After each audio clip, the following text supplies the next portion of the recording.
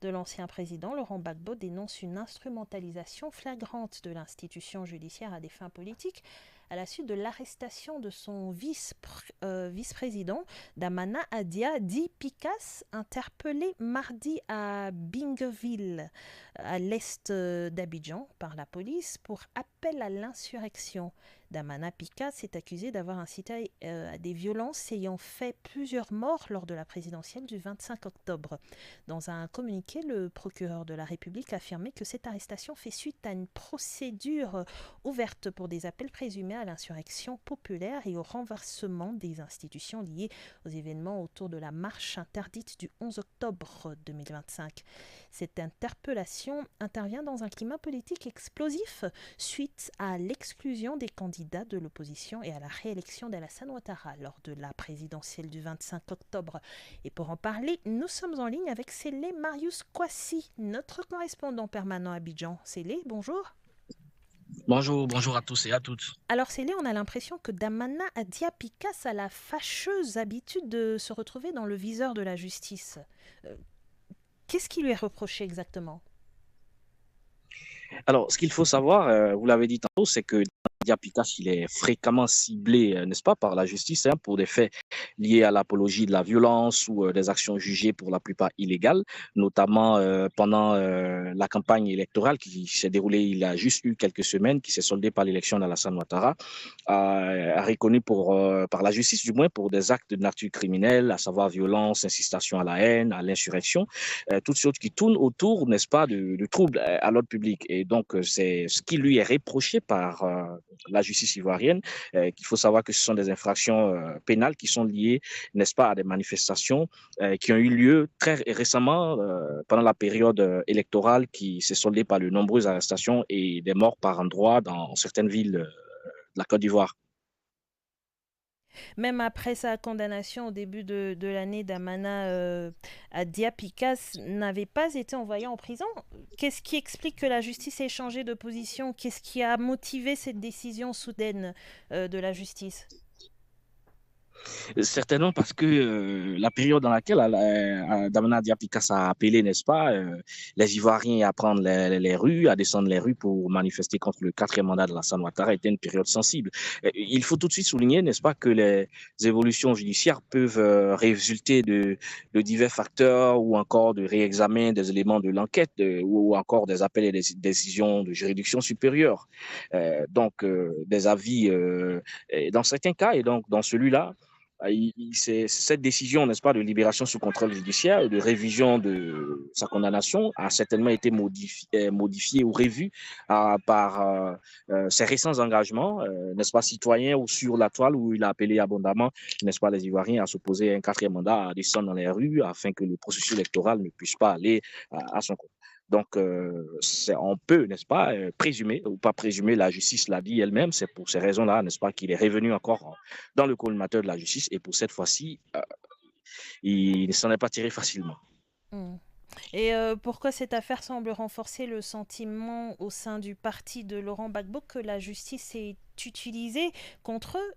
Y aurait-il eu d'autres arrestations récentes des responsables ou militants du PPACI? Oui, il y a eu de nombreuses arrestations pas des moindres dans l'appareil de décision, l'élite du PPACI, le Parti des peuples africains Côte d'Ivoire, le parti de Laurent Gbagbo, plusieurs arrestations. Et alors, ce parti-là a donc exprimé à plusieurs reprises des inquiétudes sur une instrumentalisation de la justice à des fins politiques, surtout lors d'actions de contestation politique qui ont eu lieu récemment et au cours desquelles plusieurs cadres, n'est-ce pas, et personnalités du bureau politique même national de ce parti ont été arrêtés. Pour eux, c'est une perception de représailles politiques, n'est-ce pas, qui s'intensifie parce qu'ils ont également, eux, à leur niveau, essayé de pousser le bouchon un peu plus haut pour demander à ce que Alassane Ouattara ne fasse pas un quatrième mandat. Et ils ont d'ailleurs qualifié ces élections, n'est-ce pas, de parodie d'élection. Donc, ils le voient, considèrent cette justice-là comme une justice aux ordres, une justice qui a pris le camp d'un parti, celui du parti au pouvoir, le RHDP, le Rassemblement des Oufouettistes pour la démocratie et la paix d'Alassane Ouattara. Mais dans tout ça, que répond le gouvernement à ces accusations d'arrestation arbitraire? Alors, pour le gouvernement et ses institutions judiciaires, pour eux, toutes leurs actions, n'est-ce pas, reposent sur le cadre légal et les procédures prévues par le code pénal et les procédures judiciaires. Ils ont surtout insisté sur le fait que ces arrestations et les poursuites concernaient des infractions précises, n'est-ce pas, commises par des individus indépendamment de leur appartenance politique, et donc que la justice n'était pas utilisée, n'est-ce pas, comme un moyen de pression, mais plutôt pour rendre justice, surtout pour les personnes qui, pendant cette période, ont vu leurs petits commerces sous leurs habitations détruites ou brûlées, ou encore saccagées, ou même ceux qui ont été blessés ou qui ont perdu la vie du fait de l'appel à la résistance ou de ces leaders du PPACI. Donc pour eux, leur réponse, n'est-ce pas, inclut, n'est-ce pas, généralement le rappel du respect de l'état de droit et des procédures, des garanties des procédures judiciaires. Pour eux, il ne s'agit nullement de justice des vainqueurs. Mm. Et donc beaucoup pensent que la justice ivoirienne est prise entre deux tensions, appliquer la loi et faire face aux pressions politiques. Comment, selon vous, les juges arrivent-ils à s'y retrouver à s'y retrouver dans ce contexte si compliqué? Alors, vous l'avez dit, dans un contexte qui est aussi complexe que le contexte ivoirien, hein, n'est-ce pas?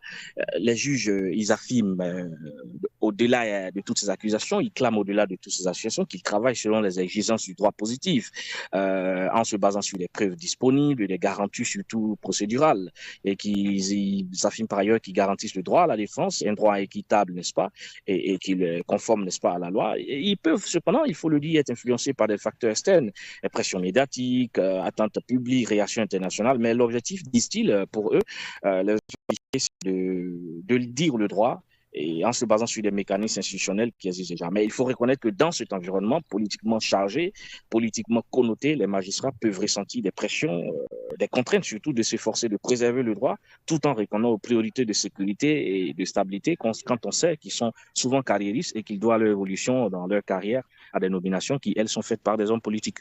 Mm. Dans cette affaire, les vidéos et messages sur les réseaux sociaux ont beaucoup fait parler, hein. Est-ce que l'ampleur des réseaux sociaux change la manière dont les autorités perçoivent et réagissent aux opinions politiques en Côte d'Ivoire?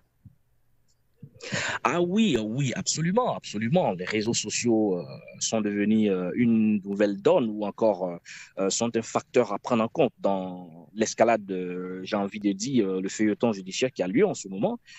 Quelques années auparavant, on n'assistait pas à cela, mais avec l'essor d'Internet, des réseaux sociaux qui amplifient fortement les voix publiques et qui accélèrent surtout l'information, sa circulation et la désinformation notamment, cette sorte de viralité-là, n'est-ce pas, qui influence l'opinion publique, qui intensifie la pression sur les autorités et qui incite celles-ci à réagir rapidement pour montrer surtout qu'elles prennent les préoccupations sécuritaires et démocratiques au sérieux, n'est-ce pas? Mais alors, cela peut accroître le risque de caricature, de spéculation ou d'accusation d'ingérence.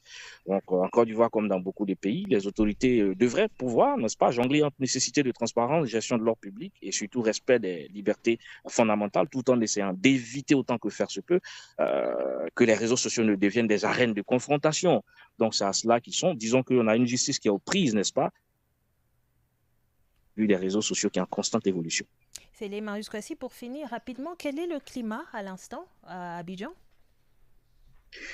Pour le moment, tout est calme. Alors, cela peut présager d'être un calme avant la tempête ou que les choses perdues dans ce sens. Mais il faut rappeler que déjà le PPACI a appelé à une autre marche ce 11 n'est-ce pas, ce 8 novembre. Donc, Dans 2 jours. c'est à partir de là, dans 2 jours, exact, qu'on Merci. saura. Et, voilà, voici. Merci Célé, on aura tous les développements avec vous sûrement sur Vue d'Afrique. Merci Célé Marius Kwasi, correspondant permanent à Abidjan. À très bientôt Célé. Au revoir à tous et à toutes. On quitte la Côte d'Ivoire, on se rend au Cameroun. Paul Biya a prêté serment ce jeudi 6 novembre 2025, jour de son 43e anniversaire à la tête du pays pour un 8e mandat consécutif. Cela fait suite à sa réélection lors du scrutin présidentiel du 12 octobre dernier. Mais le début de ce nouveau mandat intervient dans un contexte post-électoral tendu qui affecte notamment le secteur des transports. Les détails avec notre correspondant à Yaoundé, Eric Chouaku. Le 5 novembre 2025, à la gare routière du quartier Mvan dans le sud de Yaoundé,